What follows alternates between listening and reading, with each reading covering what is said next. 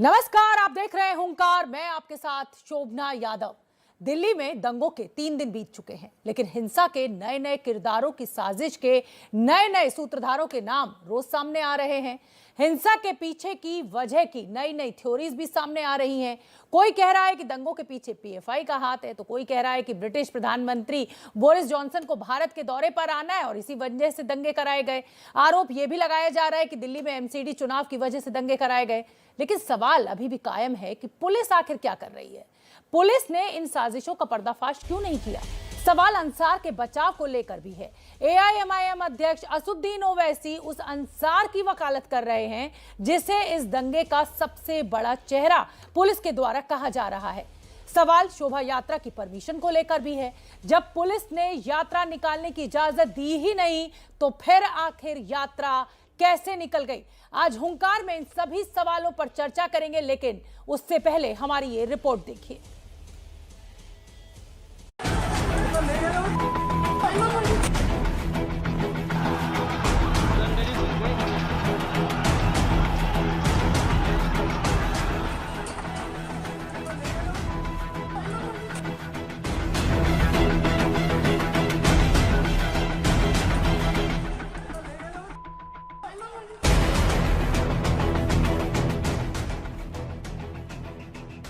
जहांगीरपुरी में दंगे पर आर पार। उनको जुलूस निकालने की परमिशन नहीं थी, तो जुलूस निकालने क्यों दिया? अमित शाह जी को तो इस्तीफा दे देना चाहिए इस मामले में, या दिल्ली पुलिस कमिश्नर से और जो भी जिम्मेदार लोग हैं उनको तत्काल हटा देना चाहिए। भारत में रामनवमी जुलूस, हनुमान जयंती ये नहीं मनेगा, नहीं जुलूस निकलेगा, क्या ये बांग्लादेश, अफगानिस्तान, पाकिस्तान या अन्य देशों में होगा? क्या दंगे का एमसीडी चुनाव से कनेक्शन है? ये सब जो कुछ चल रहा है, ये नगर निगम चुनाव जीतने के लिए आपके पास कोई इशू नहीं है। इसलिए क्या दिल्ली के दंगाइयों को सियासी संरक्षण है? आखिर दिल्ली में जब दंगे होते हैं, जब मर्डर होते हैं, उनको आम आदमी पार्टी के बड़े नेताओं का संरक्षण प्राप्त होता है। ये रोहिंग्या और बांग्लादेशियों को जो संरक्षण दे रहे हैं, उनको दामाद की तरह यहाँ पर खिला रहे हैं, पिला रहे हैं। ब्रिटिश पीएम के दौरे से पहले दंगा संयोग या प्रयोग? अभी ब्रिटेन के प्राइम मिनिस्टर साहब आ रहे हैं, तो इस देश के अक्स को और प्रधानमंत्री जी के अक्स को इसके लिए खराब करने की कोशिश करते हैं। दंगेबाज अंसार पर ओवैसी क्यों मेहरबान? एक लड़का है अंसार, उसका वीडियो है क्या कमिश्नर पुलिस नहीं देखते क्या, अमित शाह नहीं देखते क्या, इंटेलिजेंस नहीं देखता? वो अंसार को भी नहीं क्यों बनाए? वो अंसार तो उस प्रोसेशन में एक लड़का था जिसके हाथ में इतना बड़ा तलवार थी, उसको समझा रहा है कि बेटा ऐसा काम नहीं करना। अंसार के जो हिंदू नेबर्स हैं वो खुद उसके कैरेक्टर के बारे में तारीफ कर रहे हैं। क्या दिल्ली दंगों का पीएफआई कनेक्शन है? ये इन्वेस्टिगेशन का विषय है, ये तो आगे इन्वेस्टिगेशन में चीजें सामने आएंगी, तभी उस पर कोई कमेंट या वो डिटेल बतलाया जा सकता है। अभी इन्वेस्टिगेशन बहुत इनिशियल स्टेजेस में है। दंगे की साजिश का सूत्रधार कौन? तो सवाल वही का वही कि दंगे का आखिर सूत्रधार कौन है। क्या ब्रिटिश प्रधानमंत्री आ रहे हैं इसलिए दंगे हुए? एमसीडी के चुनाव है क्या इसलिए दंगे हुए? या दंगों के मामले में सजा नहीं हो पाती है, प्रतिशत कम है सजा का, एनसीआरबी के आंकड़ों के जरिए हम आपको समझाते हैं, तो क्या इसलिए दंगे भड़कते हैं और किसी को कोई असर नहीं पड़ता? अगर 2016 के आंकड़े की बात करें तो जो कन्विक्शन रेट है वो सिर्फ 16.10% है। 2017 में ये दर 20% से 20.50% रही। 2018 में करीब 19% ये दर रही, यानी 18.80 टू बी प्रिसाइज। अगर 2020 की बात करें तो दंगे के मामले में ये प्रतिशत 29% से थोड़ा ऊपर रहा है। तो ये जो कन्विक्शन रेट है, यानी दंगों के मामले में जो सजा का रेशो है वो क्योंकि कम है, क्या ये एक बड़ी वजह है? इसी पर हम चर्चा करेंगे। मेहमानों का एक बड़ा पैनल मेरे साथ मौजूद है, मैं आपका तारुफ करा देती हूं।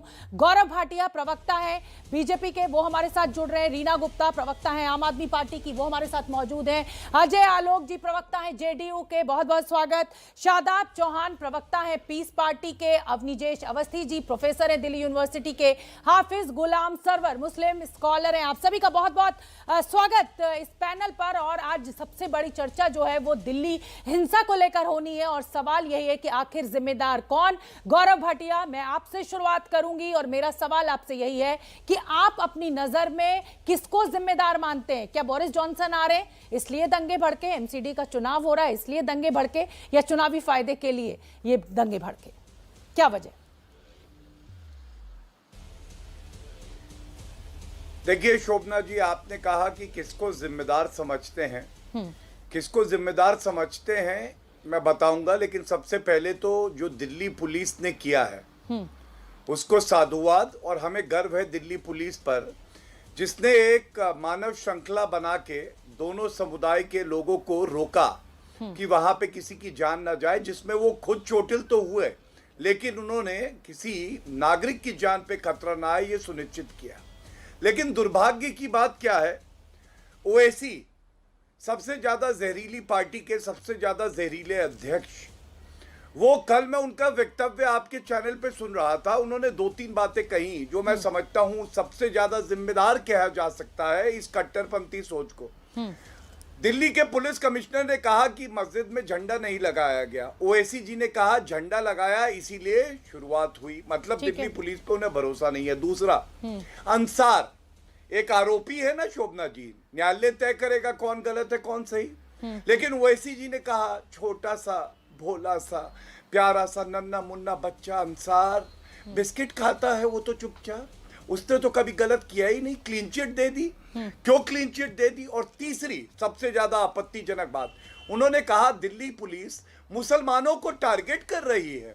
आप मुझे ये बताइए, अगर एक पक्ष मान लीजिए मुसलमानों ने मस्जिद के बाहर से जब शोभा यात्रा निकली और उस पे पत्थर बरसाए, छतों पे पेट्रोल बॉम्ब रखे, तो क्या पुलिस ये देखे कि 50-50 10 मुसलमान अगर गिरफ्तार करेंगे तो 10 हिंदू भी करेंगे? और क्या पूरे देश में ऐसा ट्रेंड नहीं है? राजस्थान करौली में हिंदू नववर्ष मना रहे हिंदुओं पे किसने हमला किया था? तो मैं केवल इतना कहूंगा, ये जो खुद ही जजमेंट सुना देते हैं, फैसला सुना देते हैं, ये लोकतंत्र के लिए ठीक नहीं है। गौरव जी ठीक है, आप साधुवाद दीजिए दिल्ली पुलिस को, आप लोकतंत्र में सबको आजादी है अपने विचार रखने की, लेकिन मैं आपको कमियां यहां गिनाना चाहती हूं। दिल्ली पुलिस की LIU यूनिट, उसे पता ही नहीं चला कि इतना बड़ा आयोजन होने जा रहा है, इतने लोग एकत्रित हो रहे हैं। दूसरा, ये दिल्ली पुलिस दावा करती है कि PCR में आप कॉल कीजिए और 3 मिनट के अंदर आपको रिस्पॉन्स मिलेगा, वहां आधे घंटे तक पुलिस नहीं पहुंची। जब मैं कल खुद जहांगीरपुरी में मौजूद थी, जब चश्मदीदों से बात की गई, जो फॉरेंसिक की जांच होनी थी वो 40 घंटे के बाद टीम पहुंची। तो जांच के ऊपर तो देखिए बहुत सारे सवाल हैं, बिना परमिशन के इतना बड़ा जुलूस कैसे निकल गया? तो इसलिए, और जहां तक आप ये कह रहे हैं कट्टरवाद, तो उस पर अब तो ये कहा जा रहा है कि सिर्फ अभी तक मुसलमानों के कट्टरवाद की बात होती थी, अब हिंदू भी बहुत बड़े कट्टर निकलकर सामने आ रहे हैं जो इस तरीके की घटनाएं भड़क रही हैं। छोटा सा जवाब, क्योंकि मुझे और मेहमानों का भी रुख करना है। हाँ, बिल्कुल छोटा सा। देखिए दिल्ली पुलिस ने किस तरह से करीब 23 लोगों को गिरफ्तार किया, फोरेंसिक टीम वहां पे गई है 40 घंटे बाद, जो पहले घंटे में पहुंचनी चाहिए थी। ये अच्छाइयां हैं। एक मिनट शोभना जी, मैं आपके बीच में नहीं बोला, आपने एक प्रश्न किया, दर्शक चाहते होंगे वो सुने हमारा उत्तर क्या है जी। कमियां तो मैं ABP चैनल की भी बताता हूं क्या है। आपको मालूम है आरोपी अंसार था, शायद उसके घर में पहुंचा एक रिपोर्टर, उसकी बच्ची को पूछा कि पापा क्या कर रहे थे, अब्बू जान क्या कर रहे थे, और बच्ची बोली वो हमारी छोटी बच्ची है इसलिए मैं उसके लिए कुछ नहीं कहूंगा, पापा खाना खा रहे थे, खाना खा के बाहर गए। हम तो हर पक्ष पहुंचाएंगे ना अपनी जनता तक, हम तो खबर के जरिए हर पक्ष पहुंचाएंगे ना। गौरव जी आप ABP न्यूज की बात मत कीजिए, हम न्यूज हर पक्ष से दिखाएंगे। आपकी बात सुनवा रहे हैं तो उस बच्ची की बात भी सुनवाएंगे। मैं अपनी बात जरूर रखूंगा जी, आपकी नहीं, मेरी पहले बात पूरी हो जाए फिर उसके बाद आप देखिए। ऐसा नहीं है कोई आतंकवादी पकड़ा गया तो कसाब के घर पहुंच जाएंगे, हफीज सैयद के, अगर ताहिर हुसैन पकड़ा गया उसकी बेल नहीं हुई, आज 2 साल हो गए, उसके घर पहुंच जाएंगे। एक बहुत बड़ी जिम्मेदारी आपके कंधों पे है। चौथा स्तंभ है आप लोकतंत्र का। बिल्कुल बड़ी ठीक है। जिम्मेदारी से ये बात कह रहा हूँ। पुलिस में कमियां बताना बड़ा आसान है, गौरव जी, लेकिन आप अपनी आरोपी बात के घर contradict पहुंच कर के रहे एक हैं। बच्ची से पूछना आप पप्पा अपनी क्या बात खा रहे थे, contradict कर रहे हैं। पप्पा क्या कर रहे थे, मैं नहीं कर रहा हूँ बिल्कुल। आप अपनी बात कॉन्ट्रोडिक्ट चलिए। कर रहे हैं। अभी आप असुद्दीन कैसे कर रहे हो? ओवैसी ने बता दीजिए, आप ज्ञानी हैं, मैं आपका सम्मान मैं करता हूं, बिल्कुल बताइए। ज्ञानी नहीं हूँ। असुद्दीन ओवैसी ने अभी पक्ष लिया अंसार का, तो आपने कहा कि अभी तो कोर्ट बताइए। में कन्विक्ट होगा, उसके बाद ही साबित होगा कि दोषी है और तभी कि वो निर्दोष बिल्कुल। है। अब आप ही अब खुद मैं कह रहे उत्तर दे हैं, देता तो हूं। अभी तो कोर्ट ने कन्विक्ट किया नहीं। अब मुझे और मेहमानों का रुख करना है और प्रवक्ता हमारे क्या कह रहा साथ हूं? मौजूद मैं है। एक मिनट। हाँ, ठीक मैं है, आऊंगी प्लीज। गौरव जी, आऊंगी हाँ, आपके करिए। पास। हाफिज गुलाम सरवर साहब मुस्लिम स्कॉलर हैं। हाफिज ठीक है, साहब, ये जरूर, कहा जा रहा है जरूर। असुद्दीन ओवैसी के द्वारा कि मुस्लिम कम्युनिटी को टारगेट किया जा रहा है। क्या पुलिस के कामकाज पे भरोसा नहीं है मुस्लिम समुदाय को? क्या कोर्ट पर इस देश की भरोसा नहीं है जो इस तरीके के बयान असुद्दीन ओवैसी साहब को देने पड़ रहे हैं, या सिर्फ कोरी सियासत असुद्दीन ओवैसी के द्वारा की जा रही है? क्योंकि आज तक मैंने कभी किसी मुसलमान का केस लड़ते हुए उनको देखा नहीं।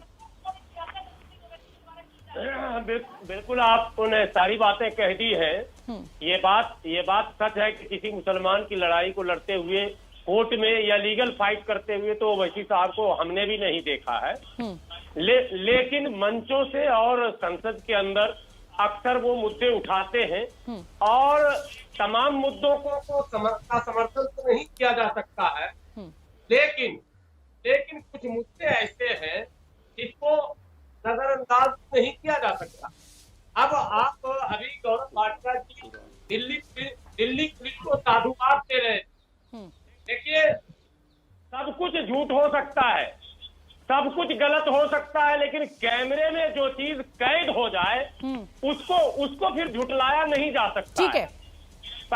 जहांगीर पुरी ही नहीं, पूरे भारत में शोभा यात्रा की शोभा को अशोभित करने का काम जो भारतीय जनता पार्टी और उनके सहयोगियों के द्वारा किया गया, वो दृश्य अब कहीं छुपा हुआ नहीं है। ठीक है, शादाब चौहान, बड़ी बात आपने कह दी है, बड़ी बात आपने कह दी है। मैं गौरव भाटिया से क्योंकि सवाल ले चुकी हूँ, इसलिए अब अजय आलोक का भी इस चर्चा में आना जरूरी है। प्रवक्ता है जेडीयू के, और क्योंकि वो बीजेपी का आप जिक्र कर रहे हैं, तो इसलिए मैं चाहती हूँ कि गौरव भाटिया और अजय आलोक दोनों ही इस सवाल का जवाब दें कि हिंदू धर्म में कब डीजे लगाकर इस तरीके की शोभा यात्राएं निकाली जाती थी? तो क्या ये कोशिश, जैसा कि मुस्लिम समुदाय आरोप लगा रहा है कि उत्तेजित करने की या उकसाने की कोशिश की जाती है, इस पर क्या जवाब है? हनुमान जयंती, मैं खुद हनुमान जी की भक्त हूं, मेरे इष्ट देव हैं मेहंदीपुर वाले बालाजी, लेकिन मैंने कभी हनुमान जयंती पे इस तरीके का इतना बड़ा आयोजन नहीं देखा। मस्जिद के सामने कभी लाउड स्पीकर लगाकर ये चिल्लाया नहीं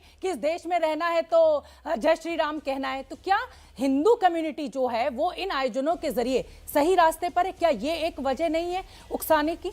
मेरा सवाल है, मेरा कोई जजमेंट नहीं है अजय आलोक जी। नहीं, शोभना जी आप बिल्कुल सही कह रही हैं। सबसे पहली बात, अपने धर्म की इबादत करने का ये मतलब नहीं होता है कि हम दूसरे धर्म की इज्जत करना छोड़ दें। अपने धर्म की इबादत कीजिए ना, इस देश में सबको आजादी है अपने धर्म की इबादत करने की।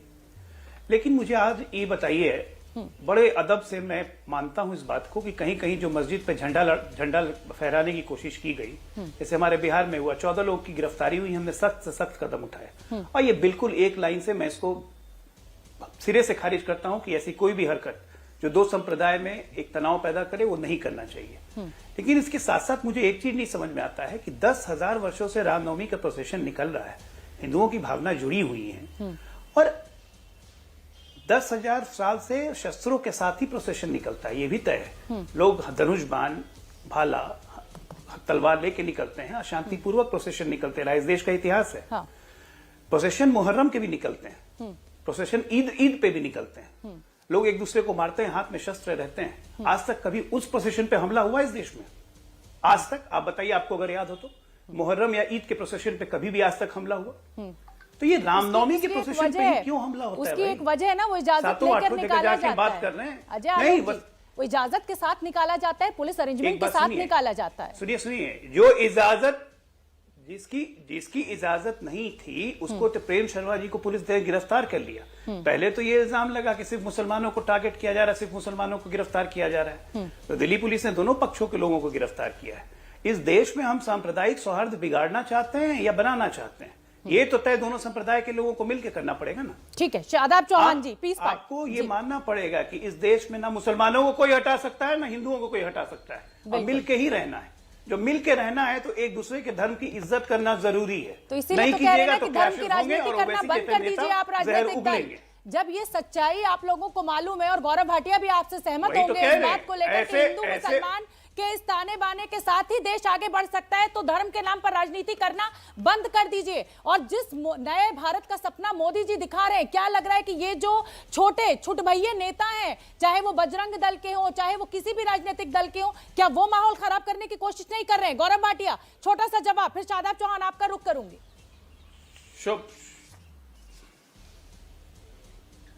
देखिए शोभना जी, मैंने सुना आपने कहा हाफिज गुलाम यहाँ बैठे, उन्होंने बहुत बड़ी बात कर दी। बहुत बड़ी नहीं, बहुत छोटी बात करी।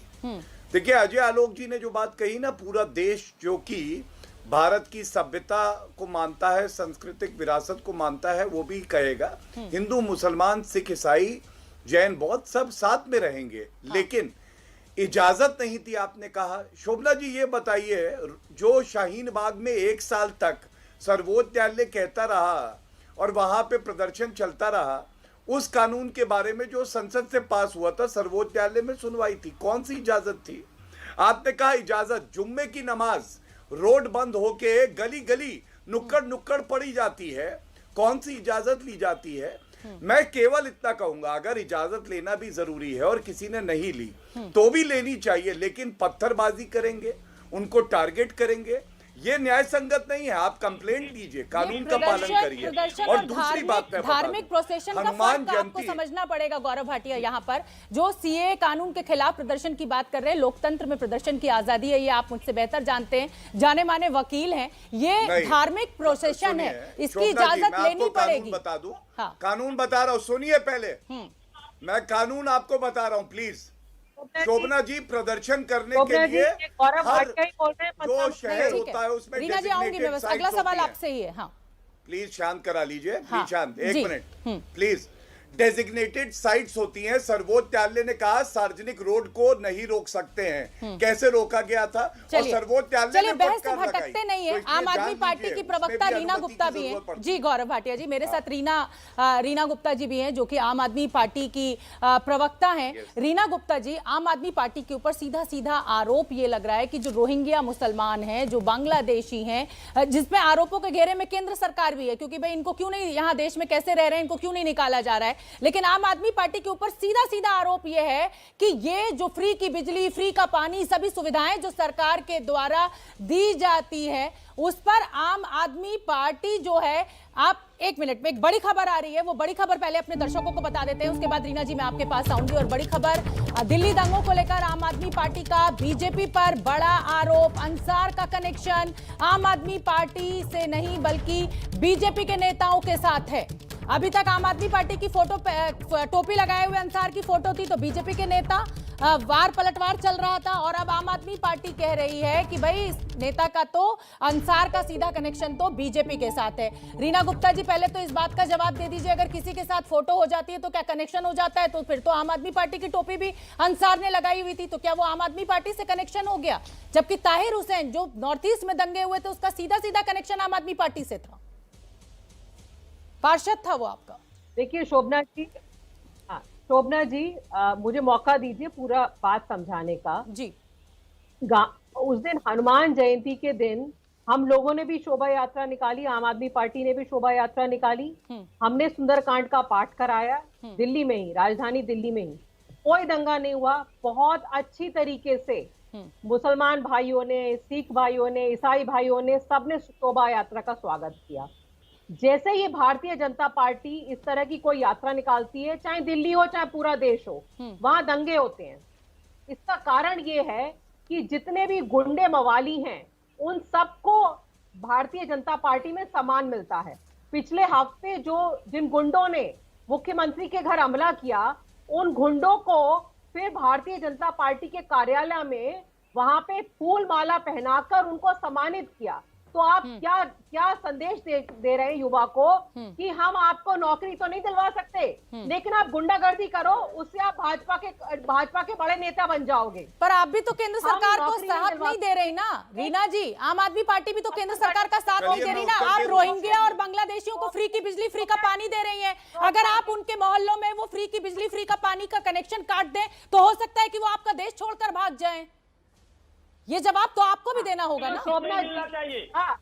शोभना जी, इस देश में घुसपैठी अगर बैठे हुए हैं, इंटेलिजेंस किसके अंडर में है, दिल्ली पुलिस किसके अंडर में है, अगर उन्होंने झुग्गी झोपड़ियां बनाई हैं, एमसीडी किसके अंडर में है, सब कुछ तो भारतीय जनता पार्टी के अंदर में है। तो ये क्यों सो रहे हैं? अगर इनको पता है कि घुसपैठिए बैठे हुए हैं तो निकालिए उनके घुसपैठ। मैं आऊंगी गौरव भाटिया भी और घुसपैठियों का पहली बात। ठीक है, इस घुसपैठिए दूसरी बात शोभना जी, लास्ट बात कहने दीजिए जी। पिछले एक साल में 2019 से 2020 के बीच में दंगों की जो नंबर है पूरे देश में डबल हुआ है, क्योंकि भारतीय जनता पार्टी का यही मॉडल है कि आप दंगा करवाइए, उससे अब क्या हो रहा है, आपके टीवी पे डिबेट हो रहा है कि दंगे हो रहे हैं, आपके टीवी पे ये डिबेट नहीं हो रहा है कि बेरोजगारी इतनी बड़ी हुई है, महंगाई इतनी बड़ी हुई है, तेल के दाम इतने बढ़े हुए हैं, खाने की चीजों के दाम इतने बढ़े हुए हैं, दवाइयां इतनी महंगी हैं, वो डिबेट नहीं हो रहा। ठीक है, मैं आऊंगी।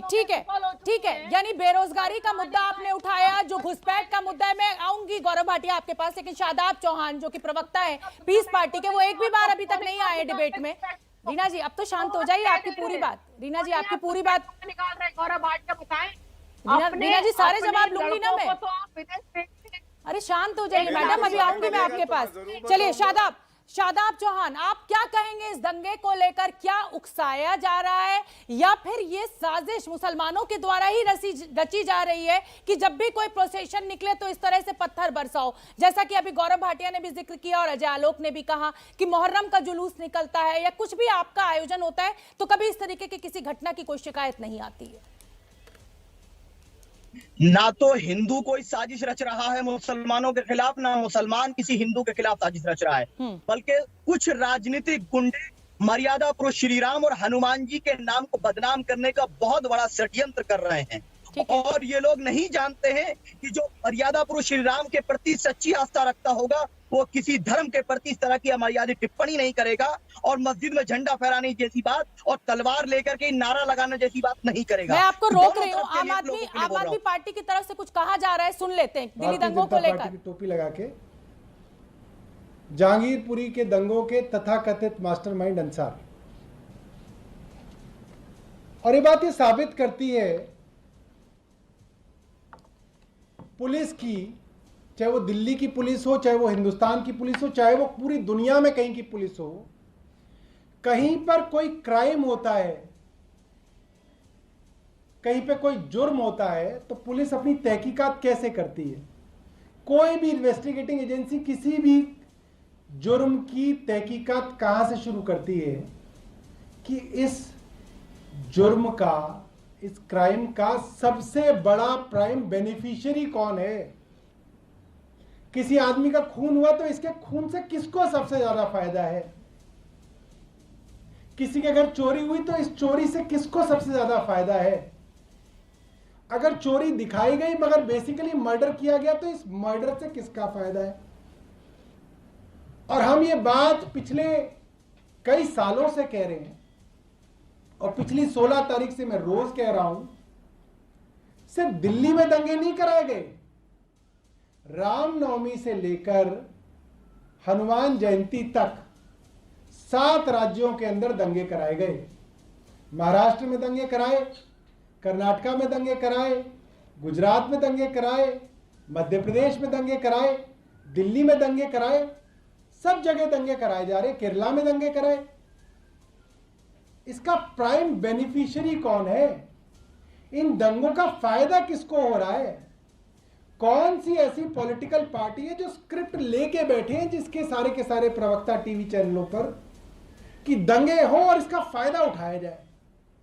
उनके व्हाट्सएप पर बनने वाले मैसेजेस तैयार रखे हुए हैं कि दंगा कराओ और ये वाला मैसेज भेजो, दंगा कराओ और इस तरीके से इसको वोटों के साथ जोड़ा जाए।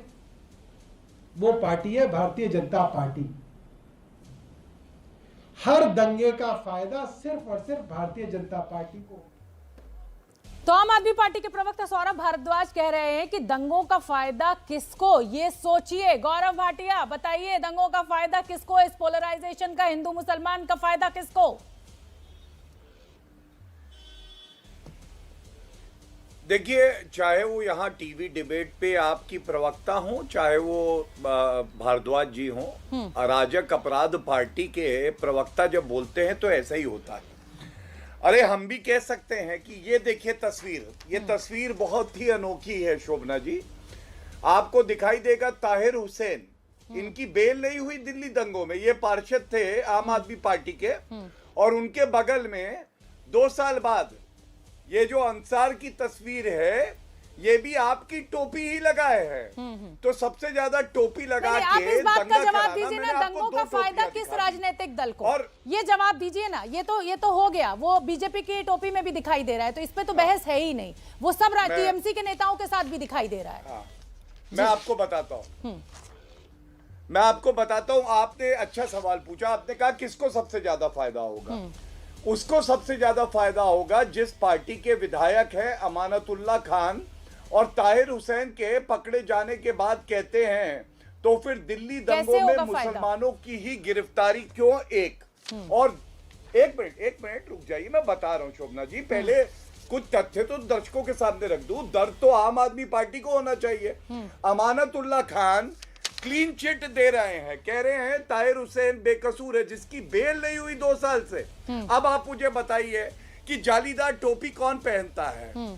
मैंने तो सबसे ज्यादा अरविंद केजरीवाल को देखा है, जो खुद को अराजक तत्व कहते हैं। चलिए ठीक है गौरव भाटिया, अवनीजेश अवस्थी, होगा ना, उनके पास मैं एक भी बात नहीं कही हूं, मैं उनके सब्र की तारीफ करूंगी और क्षमा भी मांगूंगी आपसे। अवनीजेश जी, मेरा सवाल आपसे यही है कि क्या बेरोजगारी सांप्रदायिकता की सबसे बड़ी वजह, और क्या इस तरीके के दंगे भड़कते हैं तो सिर्फ और सिर्फ फायदा बीजेपी को होता है, जैसा कि आरोप तमाम राजनीतिक दल लगाते हैं? शोभना जी, एक बात बड़ी साफ सी है कि यहाँ पर आकर के आरोप लगा देना और बाद में अगर कोई मानहानि का मुकदमा करे तो चुपचाप माफी मांग लेना, ये तो भारतीय राजनीति का एक है ना। सबसे ज्यादा माफी किसने मांगी है, इस पर एक सवाल होना चाहिए, इस पर एक बाकायदा कार्यक्रम होना चाहिए कि किस राजनीतिक दल के राजनेता ने आरोप लगाए और फिर उसके बाद मानहानि का मुकदमा दायर होने पर चुपचाप माफी मांग ली। इस पर बात होनी चाहिए। महत्वपूर्ण बात यह कि यहाँ पर तो बेरोजगारी और महंगाई से ध्यान हटाने के लिए हो रहे हैं। आप ये बताइए कि स्पेन में, बाकी जगह इजराइल में जहां पत्थरबाजी हुई है ईस्टर पर, वहां पर क्या है, वहां पर भी संघ और भाजपा थी, तो उन्होंने कहा कि भारत पर से ध्यान हट जाए तो इसलिए स्पेन और इजराइल में भी पत्थरबाजी कर दो। और आज तो महंगाई और बेरोजगारी है। आप ये बताइए, डेनमार्क में एक कार्टून बनता है और उसका तोड़फोड़ कहाँ होती है, मुंबई में होती है। म्यांमार में कुछ मुस्लिम लोगों पर अत्याचार होता है, मारपीट होती है, जो भी होता है, हत्याएं होती हैं, उसका खामियाजा किसको भुगतना पड़ता है, वो मुंबई के लोगों को भुगतना पड़ता है। ठीक है ना। तो इससे किसको, वहां पर म्यांमार में हो, डेनमार्क में हो, इतना बड़ा नेटवर्क है बीजेपी का, सौरभ भारद्वाज और इन तमाम लोगों के हिसाब से कि वो सब जगह पूरे विश्व में दंगे करवाते हैं। एक सेकंड, मैं प्रोवोकेशन की बात कर रहा हूं ना, सुनिए तो ना। आप एक बात बताइए, जो पत्थरबाजी वहां कर रहे हैं उनके बारे में भी तो कोई जवाब करिए ना कि पत्थरबाजी का एक सा क्यों है। एक ले लेती हूं, शादाब चौहान को लूंगी मैं, इसके बाद वही जवाब देंगे।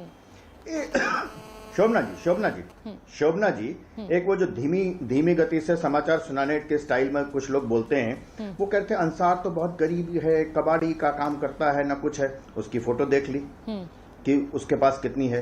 बड़ा एक कोई हेडमास्टर का बेटा होता है, मतलब आतंकवादी हेडमास्टर का बेटा हो जाता है, कभी विक्टिम हो जाता है, कभी मानसिक रूप से विक्षिप्त हो जाता है। इस अंसार पर, जिसके बारे में अभी आपके चैनल में ही और अन्य चैनलों में किसी ने कहा कि पूरी तरह निर्दोष है जी, उसके ऊपर तो पहले से केस चल रहे हैं, ये पहला केस नहीं है कोई। इस तमाम बातों के उसमें आप ये देखिए कि हनुमान जन्मोत्सव पर लगातार, और जहां तक आप कह रही ना, मैं आपको बता दूं कि जन्मोत्सव पर जितनी शोभा यात्रा निकलती थी, आप सारी परंपराएं देख लीजिए, अखाड़े होते थे सब में, अखाड़े होते थे, अखाड़ों के साथ शोभा यात्रा निकलती थी, कोई नई परंपरा नहीं है।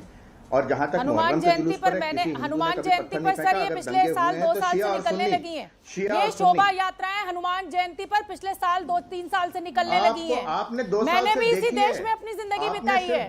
आपने 2 साल से देखी है सिर्फ, आपने देखी है ना 2 साल से सिर्फ। क्यों सर, मैं इसी देश में पली बड़ी हूँ ना। देखी है सर। क्यों, तब से क्या मुझे दिख नहीं रहा था? जो आपने नहीं देखी उसका मतलब कभी है ही नहीं, वो कभी मैं होते ये ही नहीं थी, कह कभी रही हूँ ऐसा- कि वो हो नहीं रही है, लेकिन इस जोर शोर के साथ, इस बाजे गाजे और डीजे के साथ नहीं मान होती ली। थी। अच्छा, आपकी बात मान ली, आपकी शोभना जी आपकी बात मान ली। मैं आपकी बात मान के कहता हूँ, हनुमान जन्मोत्सव 2 साल से पहले हिंदुस्तान के लोग, हिंदू लोग हनुमान जी को मानते नहीं थे, कोई उनका जन्म नहीं मनता था। सर, आप गलत तरह से मेरी बात को ट्रांसलेट कर रहे हैं। हनुमान जी मेरे इष्ट देव है, मैं बचपन से उनकी पूजा करती हूँ। हनुमान जयंती पर मैं दिया जलाती हूँ, हनुमान चालीसा पढ़ती हूँ, लेकिन इस तरीके से डीजे बजाकर शोभा यात्रा कभी नहीं निकालती हूँ। हनुमान जी हिंदुओं के भगवान 2 साल से हुए, उससे पहले 2 साल से पहले हनुमान जी भगवान नहीं थे। गलत, ये मिस इंटरप्रिटेशन है, ये मिस इंटरप्रिटेशन है। शादाब चौहान, शादाब चौहान, अवनीजेश अवस्थी जी ने बहुत सारे, क्या मिस इंटरप्रिटेशन है बताइए? आप ये कह रहे हैं कि 2 साल से ही वो भगवान, ऐसा नहीं है। मैं आपसे ये नहीं कह रही हूँ। और मैं बड़ी खबर, शादाब चौहान, कुछ ऐसा दुर्भाग्य कि मैं जब आपके पास आती हूँ तो बड़ी खबर आ जाती है। दिल्ली की रोहिणी कोर्ट में सोनू चिकना की आज पेशी हुई। 4 दिन की पुलिस रिमांड दे दी गई है। सोनू चिकना वही शख्स जो बंदूक लहराता हुआ आपने तस्वीरों में देखा, जिस समय वहां पर भीड़ हिंसक हुई, दोनों समुदाय एक दूसरे के ऊपर पत्थर फेंक रहे थे। सोनू चिकना के हाथ में बंदूक थी जो उसने फायर भी की, और अब दिल्ली की रोहिणी कोर्ट में सोनू चिकना की पेशी के दौरान उसको 4 दिन की दिल्ली पुलिस की रिमांड में भेज दिया गया है। शादाब चौहान, अवनीजेश अवस्थी ने आपके ऊपर तमाम जो आरोप लगाए कि भाई हर जगह तो बीजेपी और आरएसएस नहीं थी ना, तमाम देशों के उदाहरण दिए, तो क्या एक समुदाय विशेष को जिम्मेदार ठहराया जा रहा है पूरी दुनिया में, या कुछ गलती बनती है, कुछ कट्टरवादिता है? शोभना जी, अवनीजय जी, पूरे दुनिया का तो टेंडर लेके बैठे हैं। हम लोग भारत के लोग हैं, भारत को कैसे प्रगतिशील बनाना इसकी इनको चिंता नहीं है। दूसरी बात यह है कि जो लोग आज श्री राम के नारे का गुंडीकरण कर रहे हैं, उन पर आप लगाने की एक बात रख दी कि श्री राम वो है जिनसे आस्था रखने वाले लोग शांतिप्रिय लोग हैं, हनुमान जी से प्रेम करने वाले लोग शांतिप्रिय लोग हैं, तो आप ही पर सवाल खड़ा कर दिया। बीजेपी के प्रवक्ता हमारे भाई गौरव भाटिया बैठे, उन्होंने बताया था देश में जितने दंगे होते हैं उन सब के पीछे आरएसएस होता है। ये मेरा बयान नहीं है, मेरे बड़े भाई गौरव भाटिया जी का बयान है जो यहाँ उपस्थित है। दूसरी चीज ये है कि अंबेडकर साहब ने एक बात कही थी कि अगर कानून को लागू करवाने वाले लोग खराब होंगे तो कितना भी अच्छा कानून बना लो वो खराब ही साबित होगा। दिल्ली पुलिस अपनी नाकामी छिपाने के लिए क्यों ये नाटक कर रही है? और जब तक अगर सरकार नहीं चाहेगी कोई दंगा नहीं हो सकता। क्या सरकार इतनी कमजोर है कि दंगा हो जाए? सरकारों को लाभ मिलता है, सरकारें मुख्य मुद्दों से भटकाने के लिए हिंदू और मुसलमान को लड़ाने का कार्य करती है, और भारत का मुसलमान सेल्फ डिफेंस करेगा लेकिन किसी पर अत्याचार नहीं करेगा। सरकार का भी होता है, पैसा सरकार का भी लग जाता है, सारी व्यवस्था को बनाने में, ठीक करने में जो वहां पुलिस लगी हुई है वो फ्री में नहीं लगी हुई है, ये समझिए। नुकसान सरकार का भी होता है। मैं अजय आलोक का रुख करना चाहूंगी। अजय आलोक, भीड़ की शक्ल में गोली, चाकू, तलवार फेंकने से, बम फेंकने से किसी को डर नहीं लग रहा है। ये तमाम तस्वीरें कई सालों से हमारे सामने हैं। क्या वजह आप देख रहे हैं? क्या कन्विक्शन रेट बहुत कम है, दंगों की सजा बहुत देर में होती है? क्या ये एक वजह आप देख रहे हैं? नहीं, आयरन हैंड से हम लोग डील नहीं कर रहे हैं, ये कमी मैं जरूर मानूंगा। दिल्ली पुलिस को आयरन हैंड से डील करना चाहिए था उसी वक्त, ये कमी मैं जरूर मानूंगा। आप ये बताइए शोभना जी कि हमारा देश भारत है, आपकी कैमरा टीम गई जहांगीरपुरी में, आपके रिपोर्टर्स कह रहे थे कि ये लोग रोहिंग्या मुसलमान हैं, यहाँ रह रहे हैं, किसी को जमीन इंदिरा गांधी के जमाने में मिली, किसी ने अवैध कंस्ट्रक्शन किया, पूरा का पूरा जहांगीरपुरी में अवैध कंस्ट्रक्शन बना हुआ है। एक आवाज आज तक आम आदमी पार्टी ने नहीं उठाई। सरकार उनकी है, पार्षद उनका है, एमएलए उनका है। दूसरी बात, वो रोहिंग्या की इतनी हिम्मत है कि जो इस देश का नागरिक भी नहीं है वो हमारी दिल्ली पुलिस पे गोली चलाता है, फुटेज आती है। किस बात की इंक्वायरी कर रहे हैं हम लोग? किस बात की? इस पे डिबेट कहां से हो गया? यही लोग माहौल बिगाड़ रहे हैं। आपके सामने पीस प्रवक्ता के पार्टी कह रहे हैं, आपके टीवी डिबेट पे बैठ के मुसलमानों को सेल्फ डिफेंस कहा। अजय आलोक जी, ये तो केंद्र सरकार का काम है ना, कैसे घुसपैठ हो जा रही है? बिल्कुल, कैसे घुसपैठ हो जा रही है? तमाम बॉर्डर्स पर बीएसएफ लगी हुई है ना। बिल्कुल केंद्र सरकार का, बिल्कुल केंद्र, और निकाल कर फेंकिए ना। सरकार का काम किसने है, रोका है केंद्र सरकार को? दिल्ली पुलिस तो केंद्र सरकार के अंडर में है। अरे सुनिए ना शोभना जी, अरे शोभना जी शोभना जी सुनिए तो सही, आप सुनिए, आप मेरी बात तो सुनिए। इसे कहिए, जब कोई घुसपैठिया आके बैठ जाता है तो उसका सरकार घर अगर अवैध बना हुआ है। रीना जी सुन लीजिए, रीना जी प्लीज, रीना जी मेरी डिबेट में दो लोग एक साथ नहीं बोलेंगे। रीना जी बिल्कुल शांत हो जाइए। पहले आलोक, अजय आलोक अपनी बात खत्म करेंगे रीना जी, फिर मैं सीधे आपके पास आऊंगी बिना समय जाया किए। अजय आलोक। नहीं, मैं भी अपनी बात रखना चाहता हूँ। बिल्कुल आऊंगी गौरव जी। घुस जाएगा और भाजपा पे सवाल पूछे जा रहे हैं और आप इधर अगर घुसपैठिया घुस जाएगा जी अजय आलोक,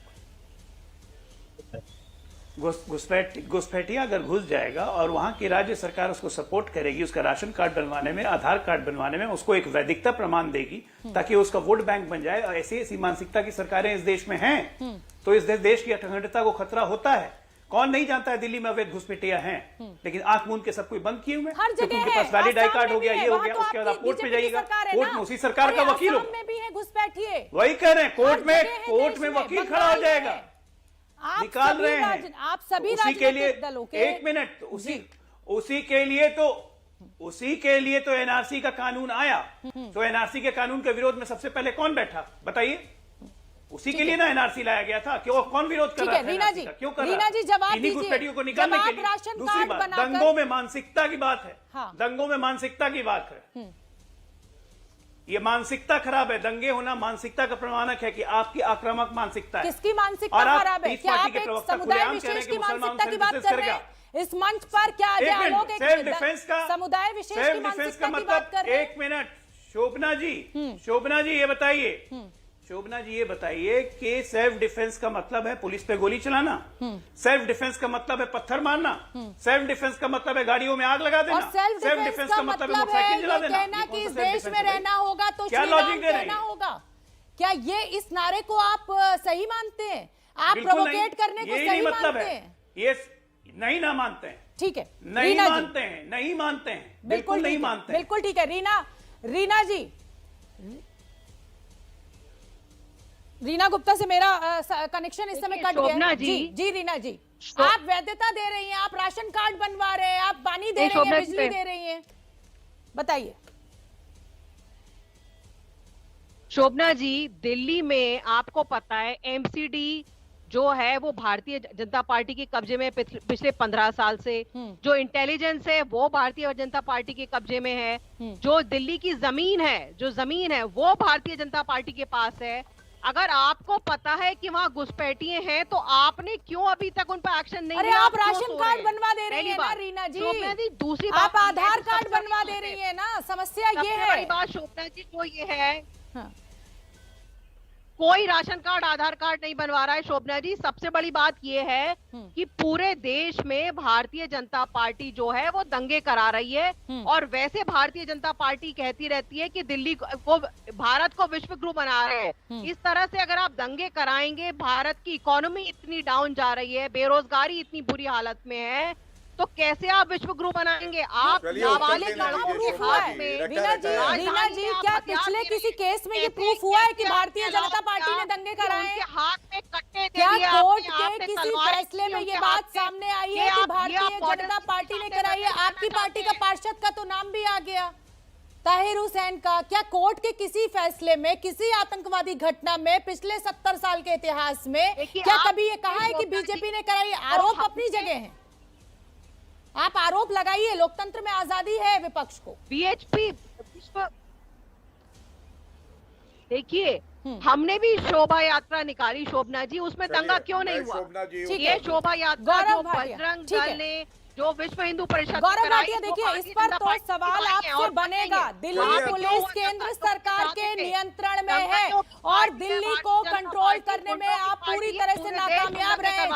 चाहे सीएए पे शाहीन बाग का मुद्दा हो, चाहे नॉर्थ ईस्ट के दंगे हो, चाहे किसान आंदोलन पर जो तांडव हुआ हिंसा का वो हो, या फिर जेएनयू में जो विवाद हो, कहीं ना कहीं दिल्ली पुलिस फेल रही है और उसकी जिम्मेदारी आप पर है।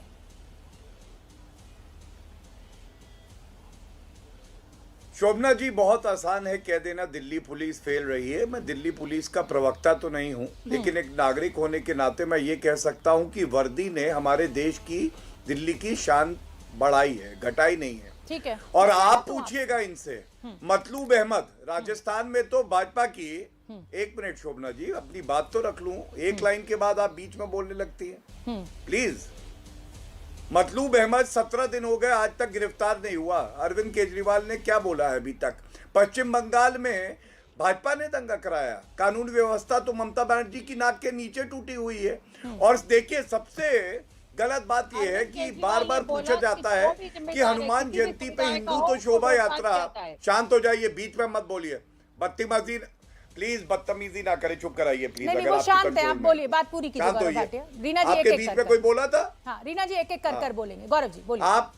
आपने बार बार एक बात पूछी, शोभना जी, आपने बार बार एक बात कही कि पहले हनुमान जयंती पे शोभा यात्रा नहीं निकलती थी। तो क्या ये हिंदुओं के पास अधिकार नहीं है कि अगर मान ले पहले नहीं निकलती थी तो अब निकाल सके? अरे हमारा धर्म वो नहीं है जो कहे कि धरती चपटी है और उसके बाद बदल ही ना सके। जो सही लगता है, हिंदुओं को भी अधिकार है वो अपनी शोभा यात्रा निकाले। दूसरी बात, रोहिंग्या को बाहर निकालने का कार्य किसी ने किया तो वो भाजपा की सरकार है, घुसाने का काम किया तो कांग्रेस की सरकारों ने।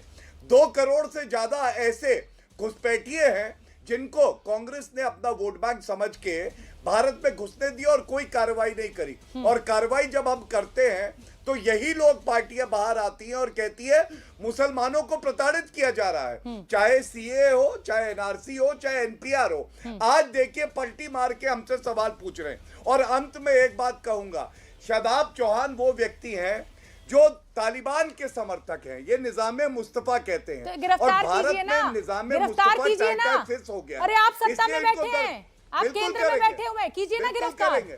सिर्फ कागज दिखाने से नहीं काम चलेगा गौरव भाटिया। 23 गिरफ्तारियां नहीं हुई। हाँ, हाफिज गुलाम सरवर 23 गिरफ्तारियां नहीं स्कॉलर हुई है यहाँ पे। मध्य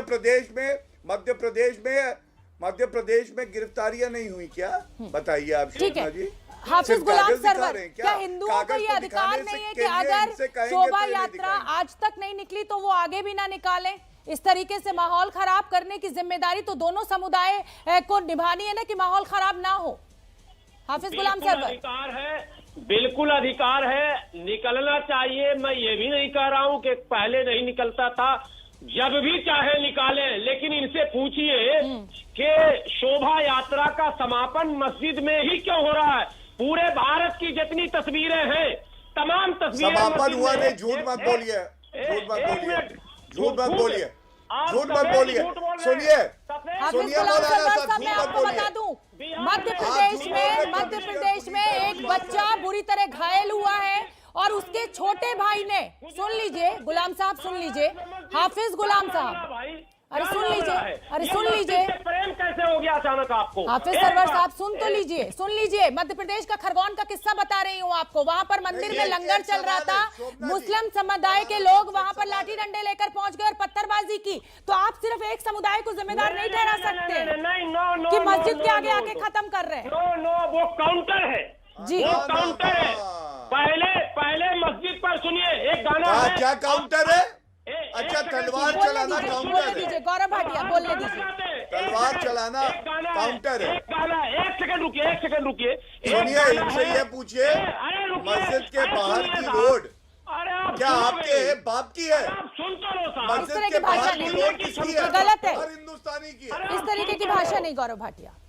बेकार की बातें कर रहे, तलवार निकालने की बात कर रहे, कह रहे काउंटर है। और हम लोग यहाँ बैठ के सुने पूरा सुन लेते गौरव भाटिया। कह रहे तलवार निकालना काउंटर है। ठीक है गौरव भाटिया, 2 मिनट, हाँ बोलिए, पूरा कीजिए अपनी बात।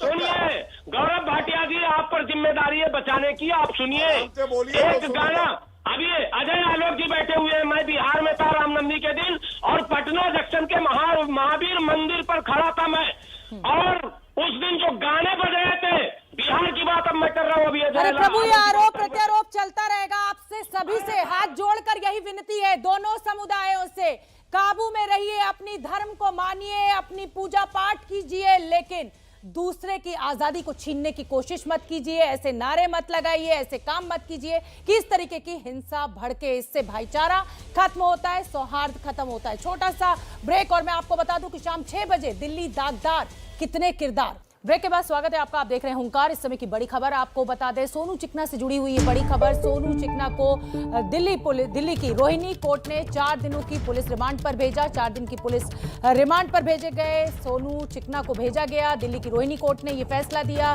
दिल्ली पुलिस अपनी जांच को आगे बढ़ाने की बात कर रही थी और गोली चलाने का क्योंकि आरोप है। तस्वीरों में साफ देखा जा सकता था कि सोनू चिकना के हाथ में बंदूक थी और उसने फायर की थी और दिल्ली पुलिस का यही कहना था कोर्ट में कि जांच को आगे बढ़ाने के लिए पुलिस रिमांड चाहिए और कोर्ट ने सोनू चिकना की रिमांड दी दिल्ली पुलिस को।